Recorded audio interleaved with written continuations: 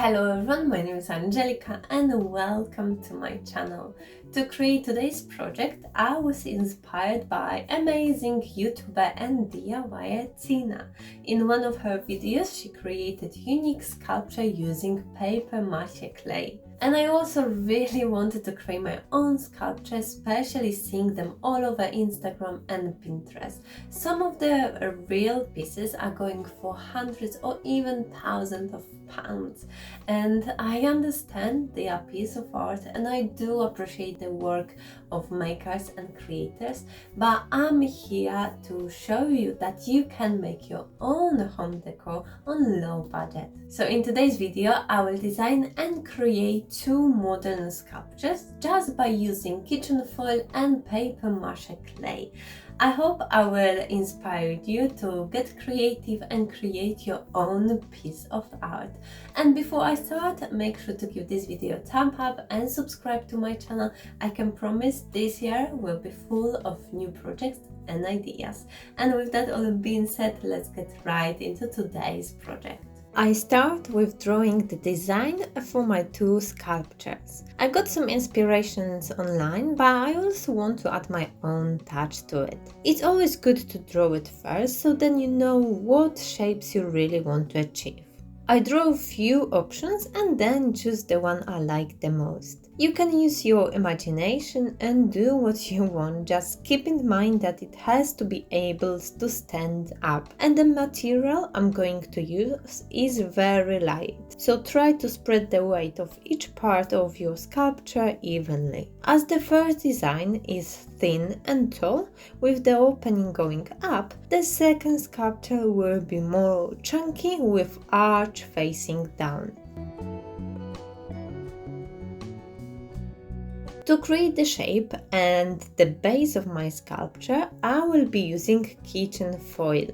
I've paid 65p for each roll, and to create two sculptures I've used 1.5 roll. So it's a very inexpensive project. I tear small pieces of foil at the time and then press it. With my first sculpture, I divided it into 3 separate pieces, which I will connect together later on. I start with creating the bottom part, which is in shape of mountain. It's flat underneath, wide at the bottom, and gradually gets smaller going up. I'm wrapping more pieces of foil one by one, molding and shaping it to get the piece I want. You can also change the shape by pressing the foil slightly harder in few places. The bottom is nice and flat, which will make this future sculpture stand up. Next part will be in the shape of round cookie, flat underneath and slightly convex on the top.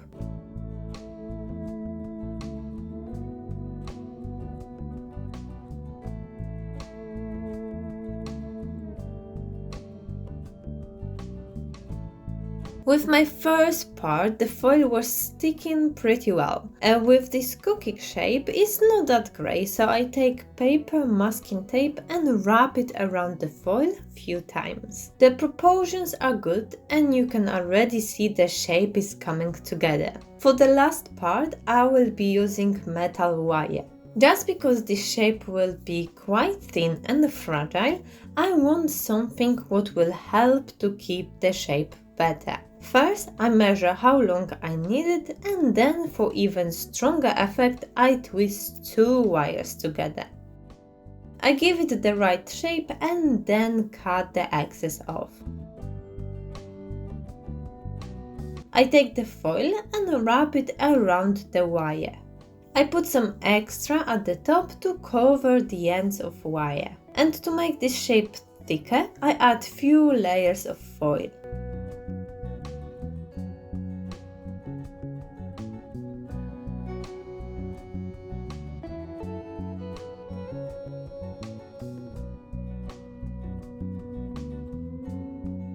This step is not necessary, but because I'm making this kind of sculpture for the first time, I want to make sure everything is going to work.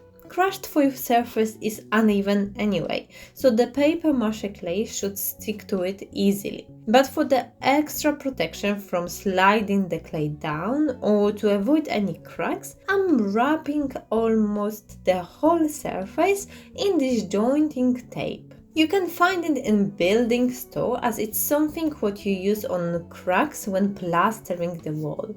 One of its sides is covered in glue, making it stickable to most of the surfaces. I make sure it sticks evenly to the surface. The same way I covered other two pieces as well.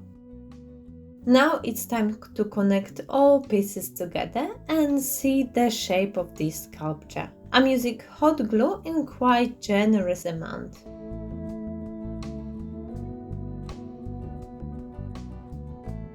Because the whole construction was still a bit flimsy, I decided to use some power tool and screw quite long screw in the middle of the sculpture. Now nothing is moving and it's one solid piece.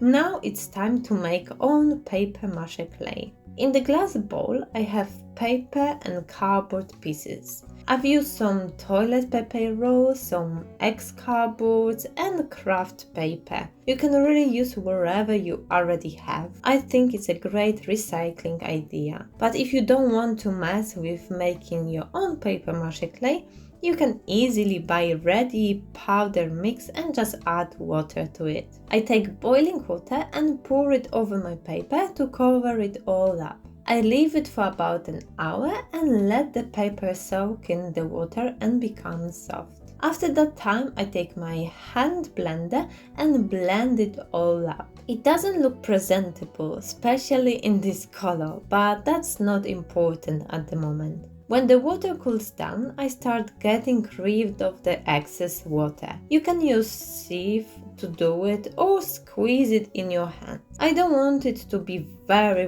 dry as it will make harder to move it and spread it over the base. For my mixture, I'm using PVA glue. You can use Mod Podge if you already have it. I'm only using this one as I've already had it at home and it's just cheaper than using up the Mod Podge. I'm adding about 1 part of glue to 3 parts of paper pulp. I'm not adding any extra water as I've left the paper quite damp anyway. There is plenty other recipes you can follow, and some people also add flour or join compound to the mixture. I only used paper, water and glue and I'm happy with the final result. You can see it's very flexible and sticky.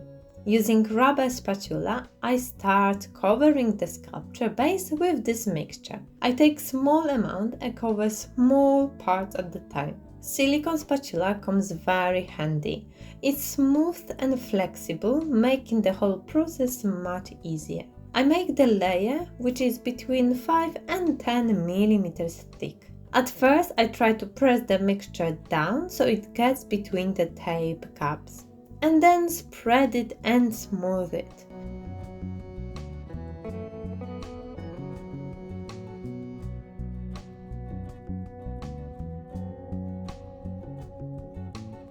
To make the surface even smoother, I take a painting brush, I dip it slightly in water and then smooth the surface with gently moves. Once the mixture dries out, the surface won't be that smooth anyway. Water will evaporate and the paper will slightly shrink. After the whole construction is covered in paper mache clay, I go around again with the brush and leave it on the side till fully dry. With this material you can easily place it close to radiator or use hair dryer if needed.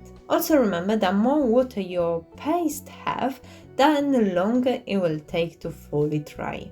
And for my second design, I start with wrapping the foil around my double twisted wire in arch shape.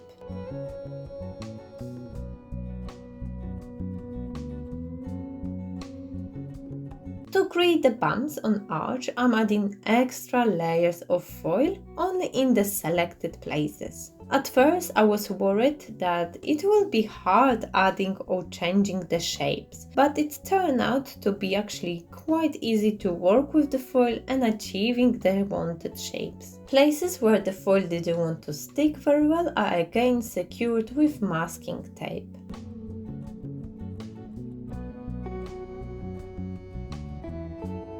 This shape is more tricky, so I want to make sure it will stay steady. I place it on a piece of cardboard and draw the shapes of the bottom part of the sculpture. Then I cut them out and attach with hot glue.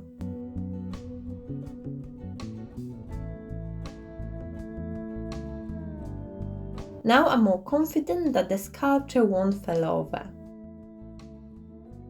As I've used almost all the mixture on my previous sculpture, I've made another patch.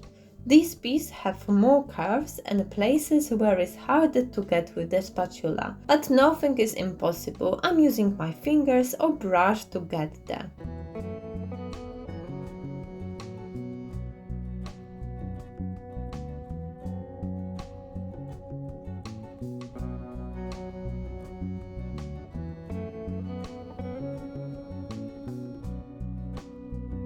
After 2 days of drying, the sculpture is ready to be painted. The clay is completely dry and hard.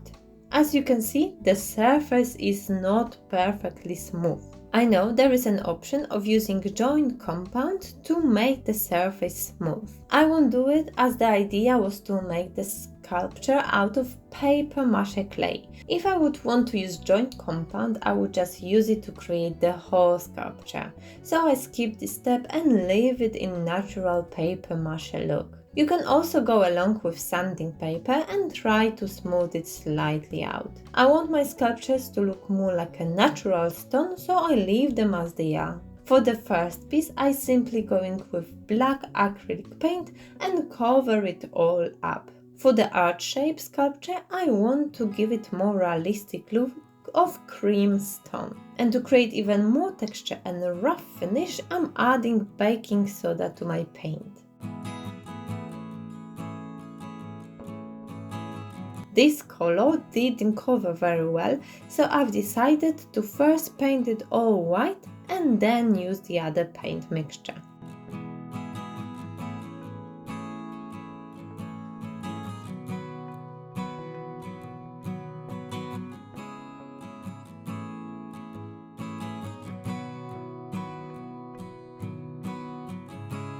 In plastic container, I water down black paint.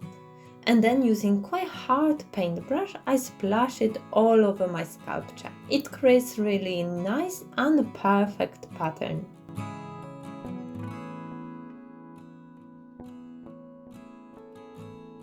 Then I also do it with brown and grey paint.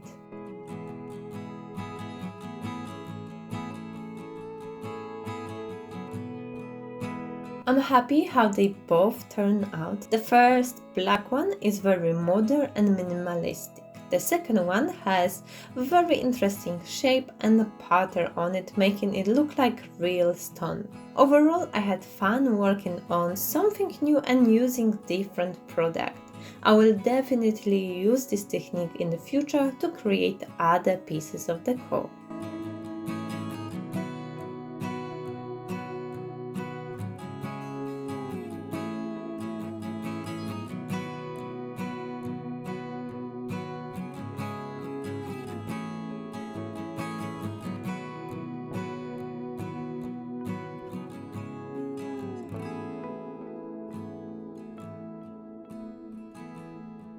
Let me know in the comment section what do you think about the final result, if it's something what you would like to try or you would rather buy it from the shop. I really enjoy working with paper mache clay. It's amazing what you can achieve just by using empty toilet roll. And I hope you enjoy it. Thank you so much for watching and I will see you in my next video.